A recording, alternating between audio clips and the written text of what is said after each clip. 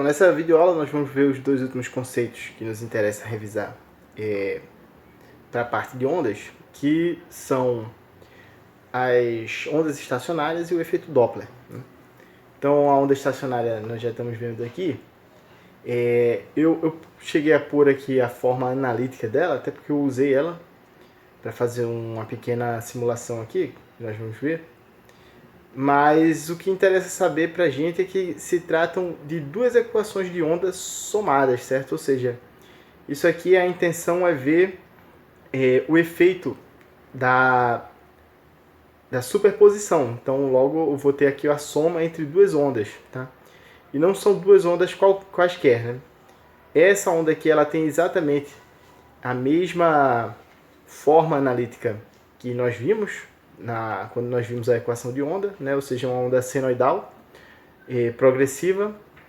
E essa onda aqui seria uma onda que teria a direção de propagação contrária, né? Ou seja, aquele caso em que, se nós formos olhar a superposição, no caso unidimensional, só é possível observar a superposição se uma onda estiver indo para uma direção e a outra estiver indo uma no sentido e a outra no sentido contrário, certo? E a única coisa que faz mudar o sentido da onda aqui no caso é esse pequeno sinal aqui, ó, que aqui é mais e aqui é menos. Como o meio é o mesmo, o comprimento de onda e a frequência é igual nas duas ondas, de modo que a velocidade delas é igual, tá? A gente vai até revisar aqui por que a velocidade depende apenas do comprimento de onda e da frequência. E a gente tem aqui uma defasagem para cada uma delas, certo? Uma que eu chamei aqui de direita e outra aqui que é a refletida, né? Essa onda progressiva aqui e essa aqui seria uma espécie de reflexão dela, que vem na direção, no sentido oposto da propagação. O que causa a onda estacionária é esse efeito da superposição de uma onda progressiva e seu reflexo, e que tem as seguintes consequências, tá? Deixa de ser possível de distinguir a direção da onda original. A gente vai ver que ela parece ser uma onda, um efeito ondulatório que é estacionário, é parado. Em condições especiais, a onda e suas múltiplas reflexões se reforçam, favorecendo a ressonância, tá? Então nós vamos ver os casos em que esse favorecimento ocorre no movimento de cordas e no movimento em tubos, né? Apenas uma revisão também. E quando ocorre esse fenômeno de parecer estar parada, o que nós vamos observar é pontos que estão sempre efetivamente parados, que vão ser chamados de nós, e pontos em que o movimento ocorre sem parecer haver um deslocamento. Então ele fica ali alternando entre valores de máximo e mínimo, sem que esse máximo e mínimo ele pareça estar indo em alguma direção, né? No caso da corda, só seria possível ele se mover para a direita ou para a esquerda, então parece que ele move apenas para cima e para baixo, tá? E esses nós e ventos eles ficam em posições fixas, e por isso a aparência de que a onda está parada, tá? Então nós vamos mostrar aqui uma simulação rápida para ficar esse efeito ser mais visual. Então o que é que nós colocamos aqui na nossa simulação? Eu vou botar alguma frequência aqui. Então nós temos dois controles, né? Um controle de frequência e um de tempo. E eu pus aqui uma onda emitida e o que seria a sua onda refletida se ela refletisse aqui no lado direito, tá? Então essa onda emitida ela está em vermelho e eu repeti ela em vermelho pontilhado aqui, tracejado, no gráfico da onda resultante.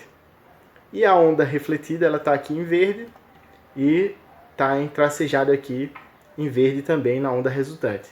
E a onda resultante seria azul, né? Ou seja, se isso aqui fosse uma onda se propagando em uma corda, a forma da corda efetivamente seria a forma do traço azul aqui, tá? Se a gente olhar apenas para a onda vermelha, a gente vê que à medida que o tempo passa, ela se dirige para a direita. Se a gente olhar para a onda verde, a gente olha que à medida que o tempo passa, ela caminha no sentido da esquerda, né? Da direita para a esquerda. Então é como se fosse um reflexo do outro. Eu tomei o cuidado aqui de simular uma corda fixa no ponto direito. O que acontece numa corda que é fixa no ponto direito? Existe uma inversão de fase na onda refletida. Então, se a gente observar aqui, em algum momento, o valor da onda emitida, que é a onda que se propaga da esquerda para a direita, o valor da onda refletida vai dar exatamente o negativo do valor aqui na extremidade. Tá? E aí o que vai acontecer? Quando eu somo um valor com o seu negativo, a soma dá zero. Né?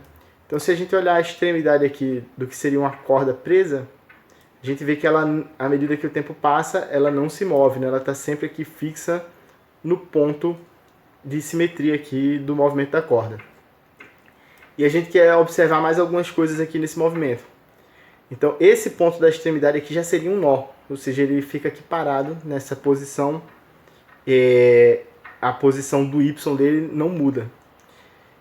Do jeito que eu fiz aqui, a gente pode ver que tem uma região aqui que sobe e desce. Esse é um ventre. E tem outra região logo ao lado que também faz o mesmo movimento. E tem um ponto aqui no meio que ele fica fixo à medida que o tempo passa. Então isso aqui já é um segundo nó. Então nós temos 1, 2 e tem até um terceiro nó aqui, porque há a ocorrência de um novo ventre aqui. Então nós temos 3 nós e 2 ventres inteiros e um ventre aqui pela metade, porque existe um movimento aqui, tá? E aí a gente pode olhar esse movimento aos poucos para ver o seguinte: os ventres, a região sem nenhuma ondulação, né, vai parecer uma interferência totalmente destrutiva no caso em que a gente tem aqui a onda direta e a onda refletida sendo exatamente uma oposta da outra, né? Nos pontos de nó, a gente vai ver que sempre a onda direta e a refletida tem sinais opostos. Tá? E tem uma região aqui que ocorre uma interferência construtiva total, que deixa bem evidente aqui a formação de um ventre. Aqui no caso esse ventre ficou com um valor positivo, e aqui uma interferência construtiva total em que se formou um ventre negativo. Tá? E aí é importante que, se a gente olha aqui a formação de uma configuração de onda estacionária, a gente enxerga o comprimento da onda original, né? Então, se a gente olhar aqui para o gráfico vermelho, que é a onda direta, a gente vê que ela acompanha exatamente o mesmo formato da onda estacionária, nesse caso em que os ventres estão formados, né? Então é o efeito o que causa esse efeito de onda estacionária? É que a onda direta e a sua reflexão, elas vão formar um padrão que fica apenas oscilando para cima e para baixo, tá? Então eu vou passar aqui lentamente aqui só para a gente ver que aparentemente a onda azul ela não se move, né? Então é isso. O que acontece então na corda? Se eu tiver uma corda com ambas as extremidades fixas, nós sabemos que necessariamente, se duas extremidades são fixas, deverá ocorrer 2 nós, um em cada extremidade. E se o comprimento da corda é L, nós conseguimos ver aqui que a onda que formaria uma onda estacionária com esse perfil, ela deveria continuar para cá, não é isso? De modo que aqui é necessário apenas meio comprimento de onda para eu conseguir fazer aqui o meu L, nesse primeiro caso, certo? Aqui nós vemos uma onda inteira para formar um padrão de onda estacionária. E esse caso e esse, eles são idênticos nas suas restrições, não é isso? Existe um nó na direita e existe um nó na esquerda. A diferença entre os dois é que eu acrescentei um nó adicional no meio. E nesse caso aqui, o L é igual ao lambda. O comprimento de onda é igual ao comprimento da corda. Nesse próximo caso aqui, nós temos um comprimento de onda mais meio comprimento de onda. Então, a gente tem 3 comprimentos de onda, 3 meios de comprimento de onda para a gente ter um comprimento. E aqui já dá para ver mais ou menos um padrão, certo? A gente tem um L sobre 2, um lambda sobre 2, aqui eu tenho 2 lambda sobre 2, aqui eu tenho 3 lambda sobre 2, aqui eu terei 4 lambda sobre 2. E o que é que vai acontecer nesses padrões aqui? Se alguém excitar essa corda, se porventura a corda começar a oscilar com o comprimento lambda sobre 2, a onda e a sua reflexão, a reflexão ela vai voltar aqui para o nó original e vai ficar meio que batendo aqui, né? Para frente e para trás. Então, a onda progressiva original poderia gerar uma reflexão, e a reflexão da reflexão teria o mesmo aspecto da onda refletida original. E é isso que dá aquele efeito de ressonância devido a esse fenômeno aqui de onda estacionária. Tá? Então, no caso geral aqui, nós vimos aqui que vai ser sempre lambda sobre 2 vezes 1 inteiro, não é isso? 1 lambda sobre 2, 2 lambda sobre 2, 3 lambda sobre 2. Então, no caso geral, isso aqui é n lambda sobre 2, tem que dar o comprimento da corda com n inteiro. E nós sabemos que lambda f dá a velocidade da corda, tá? Isso por quê? Porque f é 1 sobre o período, não é isso? Então, lambda vezes 1 sobre o período dá lambda sobre o período. Então, lambda é o comprimento de uma repetição. Qual o tempo que leva para a onda percorrer o tamanho de uma repetição sua? O tempo que leva é um período. Então isso aqui é como se fosse o percurso correspondente ao tempo. Então o percurso para eu fazer um comprimento de onda é feito em um período. Então se eu fizer a distância dividido pelo seu tempo correspondente, eu tenho velocidade, né? Então, por isso, lambda f dá a velocidade da corda. Se eu substituir esse valor de lambda aqui, ou seja, isolando lambda aqui, eu tenho lambda igual a 2L sobre N. E substituir esse valor aqui, eu vou encontrar valores de frequência para os quais ocorre ressonância numa corda. E esses valores são velocidade da corda sobre 2L multiplicado por um inteiro, certo? Então o primeiro inteiro que a gente tem é quando n igual a 1, eu vou ter apenas 1 vezes C da corda sobre 2L, que dá o próprio C da corda sobre 2L, que é o F1, tá? O F1 é o cara que gera esse aqui, ó.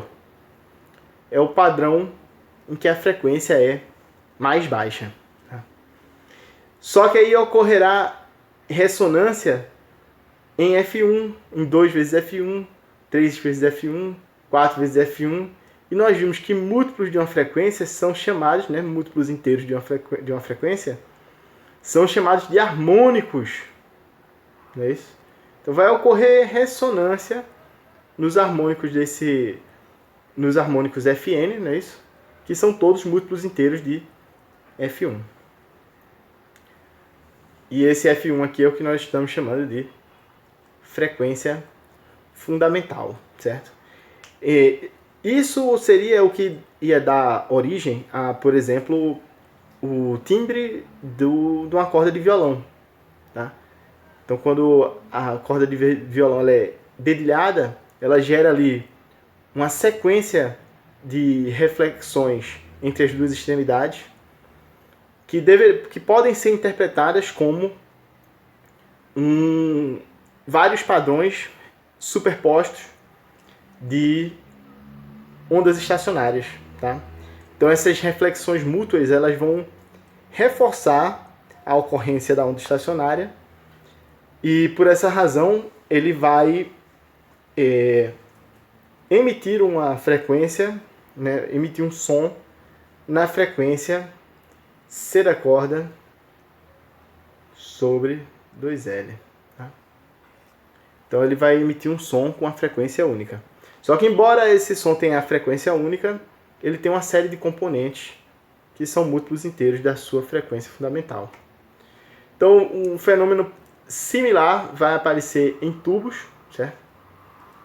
Essa onda que está desenhada aqui é uma onda de pressão, tá?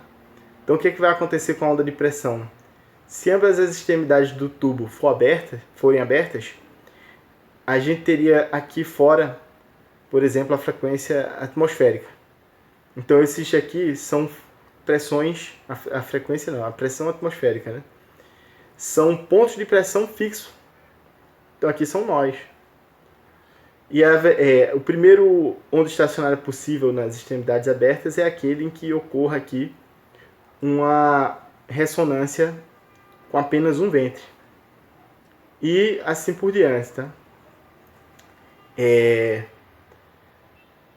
Então a gente teria aqui, seria possível fazer aquela mesma conta, né? Esses padrões são exatamente iguais aos padrões que aparecem na corda, só que na corda são ondas do deslocamento vertical da corda, enquanto que aqui as ondas são de pressão dentro do tubo. Só que as frequências formadas são exatamente da mesma natureza, né? Aqui tem um detalhe assim, que é pior do que a corda, é que não ocorre exatamente reflexão aqui, né?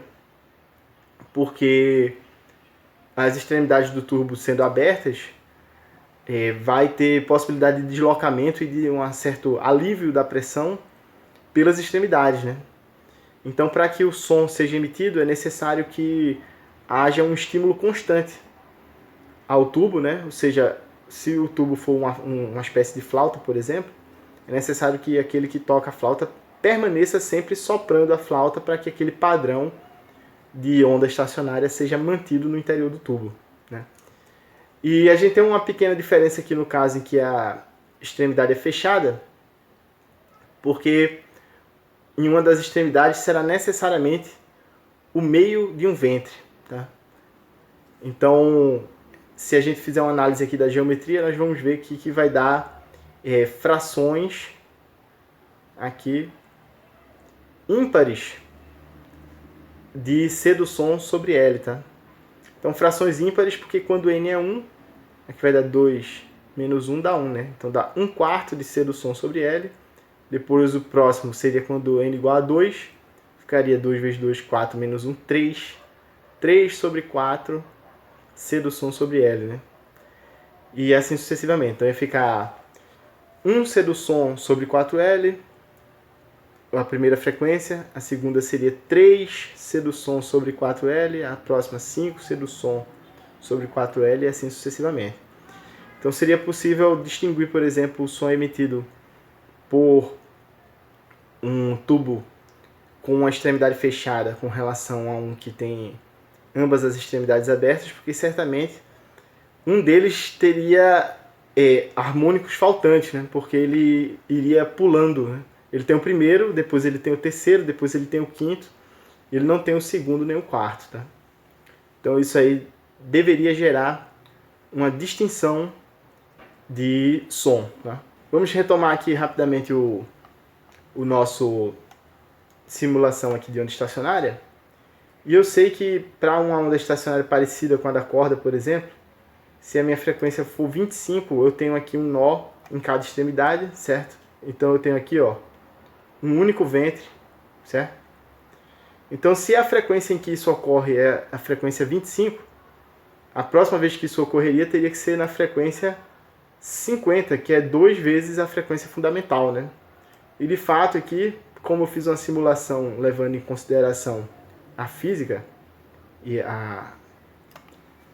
as demonstrações físicas, a gente tinha que obter exatamente o dobro, né? Então no triplo aqui, 3 vezes 25 daria 75, a gente teria que ter 3 ventres, e assim sucessivamente, certo? Então,